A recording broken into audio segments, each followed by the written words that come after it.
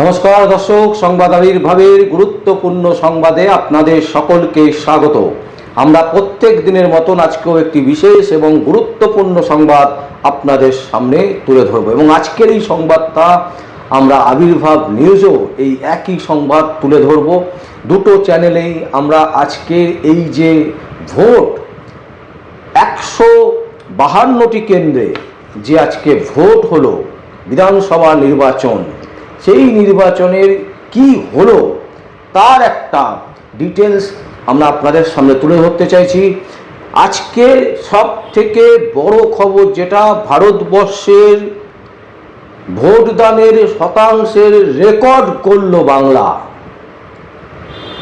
91.40% vote বাংলাতে পড়েছে। পশ্চিমবঙ্গে 1 ঘন্টা বাকি থাকতে দেশের সর্বোচ্চ ভোট 90% ভোটদান হয়েছিল। এখন পর্যন্ত সন্ধ্যে 6টা পর্যন্ত যে হিসেব পাওয়া গেছে তাতে 91.40% ভোটদান হয়েছে। বাংলার যে প্রান্তে ভোট ছিল, 152টা বিধানসভা কেন্দ্রে ভোট ছিল, সেই ভোটের টোটাল যে পার্সেন্টেজ এসছে সেটা কিন্তু এই মুহূর্তে ভারতবর্ষের সর্বোচ্চ রেকর্ড।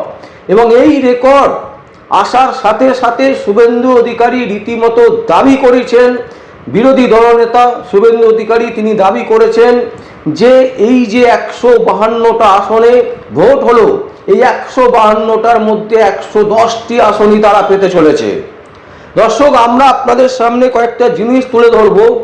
এই কারণেই তুলে ধরব যেহেতু বিধানসভা নির্বাচন এবং এই বিধানসভা নির্বাচনকে কেন্দ্র করে বাংলার মানুষ অধীর আগ্রহে শুনতে চাইছেন যে কি হলো আজকে 152টা বিধানসভায়, কি ঘটনা ঘটলো, কত শতাংশ ভোট পড়েছে, কোথায় কোথায় বেশি ভোট পড়েছে, কোথায় কম, তার একটা ছবি আপনাদের সামনে তুলে ধরতে চাইছি। এবং কি হতে যাচ্ছে এই যে বিধানসভা 2026, এই 2026-এ তৃণমূল কংগ্রেসের বিদায় কি নিশ্চিত, এই প্রশ্নের উত্তরও আমরা খোঁজার চেষ্টা করব আজকে। সন্ধ্যে 6টা পর্যন্ত যে হিসেব পাওয়া যাচ্ছে নির্বাচন কমিশনের দপ্তর থেকে, সেটা হচ্ছে 91.52% ভোট পড়েছে। 91.40, লাফি যেন বাড়ছে, 91.52% ভোট পড়েছে। আসন ভিত্তিক ভোটের হার বিকেল 5টা পর্যন্ত যেটা আমরা পেয়েছি, ভগবান গোলায় সবচেয়ে বেশি ভোট পড়েছে 95%, 95.34% ভোট সেখানে পড়েছে। নন্দীগ্রামে 90.03%, 90.03% ভোট পড়েছে। বহরমপুরে 89.60% ভোট পড়েছে বিকেল 5টা পর্যন্ত। দক্ষিণ দিনাজপুরে সব থেকে বেশি ভোট পড়েছে 93.12%। কালিম্পংয়ে পড়েছে 81.98%। এখন প্রশ্ন হচ্ছে যে এই যে সর্বকালীন যে রেকর্ড সারা ভারতবর্ষে, সেই রেকর্ডকে কিন্তু ভাঙতে চলেছে বাংলার এই প্রথম দফার যে নির্বাচন, বিধানসভা নির্বাচন, এবং সেই নির্বাচনকে কেন্দ্র করে যে ভোট প্রক্রিয়া চালানো হয়েছিল আজকে সারা দিন ধরে। সাধারণ মানুষ টিভির পর্দার দিকে চেয়েছিল কোথায় কি ঘটছে, কোথায় কি হয়েছে, কোথায় ঝামেলা হয়েছে, কোথায় ঝামেলা হয়নি। সব দিক থেকে যদি দেখা যায়, নির্বাচন কমিশন কিন্তু আজকে যে পরিমাণ ভোট ফেলাতে সম্ভাবনা তৈরি করতে পেরেছেন, তাতে করে বলা যেতে পারে আজকের দিনে কিন্তু নির্বাচন কমিশনার পাস করে গেলেন। এবং এটা একটা রেকর্ড, 91.52% ভোট পড়েছে বিকেল 6টা পর্যন্ত, মানে সন্ধ্যে 6টা পর্যন্ত। এইবারে আমরা আসবো যে 2021 সালে বিধানসভা নির্বাচনে কত শতাংশ ভোট পড়েছিল। 83.2% ভোট পড়েছিল হচ্ছে 2021 সালের বিধানসভা নির্বাচনে। আর 2024 সালে যে লোকসভা আয়োজিত হয়েছিল, সেই লোকসভায় ভোট পড়েছিল হচ্ছে 8%। তার মানে দর্শক বুঝতে হবে যে পশ্চিমবঙ্গের মানুষ চাইছে এই সরকারকে সরিয়ে দিতে, কারণ তাদের মধ্যে একটাই চিন্তা ভাবনা ছিল যে ভোট যদি ঠিকঠাক করে দিতে পারেন তাহলে কিন্তু তারা ভোটমুখী হবেন এবং ভোট বাক্সে কিন্তু তারা ভোট দেবেন। যে কারণে আমরা দেখেছি কয়েকদিন ধরে বাংলার বাইরে যে সমস্ত শ্রমিকেরা থাকেন, বিভিন্ন কাজে বাইরে বাইরে যারা চাকরি করেন, তারা কিন্তু বাংলার বুকে ফিরে এসেছিলেন ভোট দানের জন্য। তারা চাইছিলেন এইবারে তারা ভোট দেবেন। আর এই ভোট দানের যে শতাংশ যেভাবে বৃদ্ধি পেয়েছে 83.2% থেকে 91.52%, মানে প্রায় 9%-র মতন ভোট বৃদ্ধি পেয়েছে। এই ভোট বৃদ্ধি কিন্তু বলে দিচ্ছে যে বাংলায় তৃণমূল কংগ্রেসকে টাটা করে দিচ্ছে বাংলার মানুষ। পশ্চিমবঙ্গে কিন্তু বিজেপি সরকার করতে চলেছে। যদিও দ্বিতীয় ফেজের নির্বাচন আছে, সেই নির্বাচনে কি হয়, নির্বাচন কমিশন কতটা সাকসেসলি বাংলার মানুষকে যেভাবে আজকের দিনে ভোট দেওয়া করালো, আগামী দিনে 29 তারিখের ভোট এইভাবেই ভোট দিতে পারেন কিনা, সেইটা কিন্তু নির্বাচন কমিশনারের কাছে একটা বড় চ্যালেঞ্জ। এই চ্যালেঞ্জে তিনি যদি জেতেন তাহলে কিন্তু তৃণমূল কংগ্রেসের বিদায় একেবারে নিশ্চিত বলে দেওয়া যেতে পারে। কারণ শতাংশের হিসেব যদি উল্লেখ করি আমরা, যেভাবে প্রায় 8.5% ভোট দেওয়ার যে প্রক্রিয়ার মধ্যে সাধারণ মানুষ এসছে, বৃদ্ধি পেয়েছে, এই বৃদ্ধি কিন্তু যত বাড়বে ততই কিন্তু তৃণমূলের হার নিশ্চিত হবে। কারণ সরকারকে মানুষ আর পছন্দ করছে না।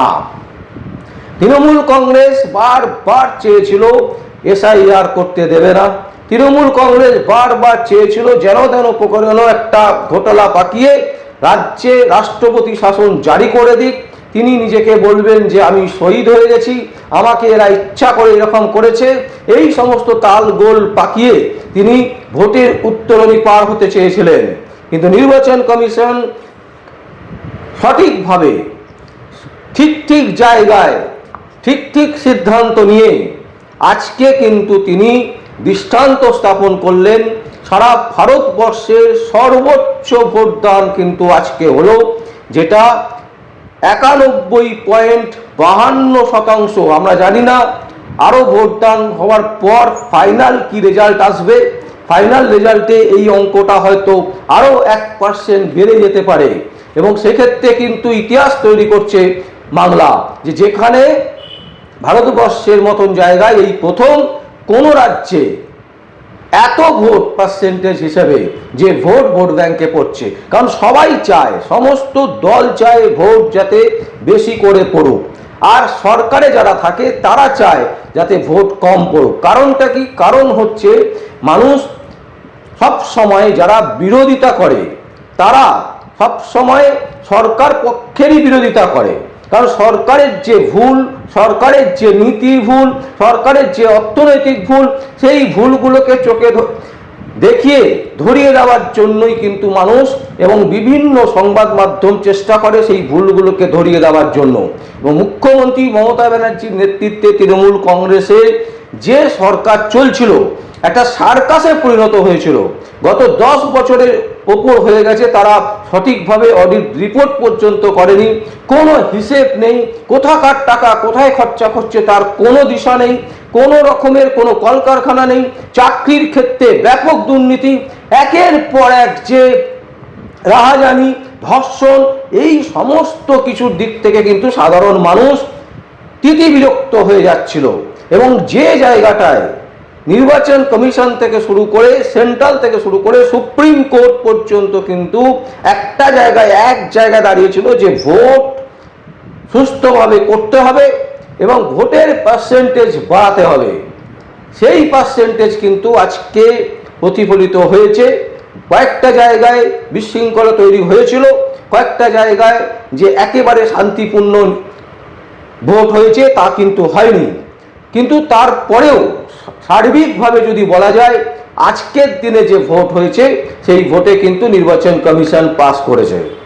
আগামী 29 তারিখ যে ভোটদান আছে, দ্বিতীয় পর্যায়ে যে ভোট পর্ব আছে, সেই ভোট পর্বে যদি এই রকমই ভোট পড়ে, তাহলে তৃণমূল কংগ্রেসের বিদায় একেবারে চোখ বুজে আসছে বিজেপি, গেরুয়া রঙে মুড়িয়ে দিতে আসছে বঙ্গে বিজেপি। এটা কিন্তু একদম স্পষ্ট। আজকের যে ভোটদান, সেই ভোটদানের অঙ্ককে হিসেব যদি আমরা করি, তাহলে কিন্তু এই ফলাফলই আসতে পারে।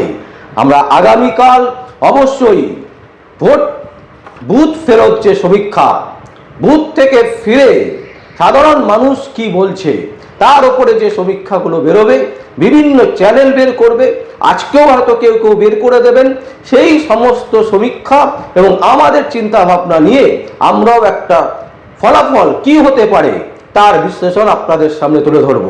আর দর্শক, আজকে যে সংবাদ আপনাদের সামনে তুলে ধরলাম, গেরুয়া ঝড় কিন্তু উঠেছে বাংলাতে, এবং এই গেরুয়া ঝড়ে তৃণমূল কংগ্রেসের বিদায় নিশ্চিত। দর্শক, আপনাদের যদি কোনো বক্তব্য থাকে আপনারা অবশ্যই কমেন্ট বক্সে কমেন্ট করবেন। আর দেখতে থাকুন পরবর্তী সংবাদ আবির্ভাবে এবং আবির্ভাব নিউজে। আপনাদের যে কোনো কমেন্ট অবশ্যই আমাদের কমেন্ট বক্সে কমেন্ট করবেন। আজকের মতো এখানেই রাখছি। আমার নাম বিশ্বজিৎ পাল, সংবাদ আবির্ভাব ও আবির্ভাব নিউজের জন্য।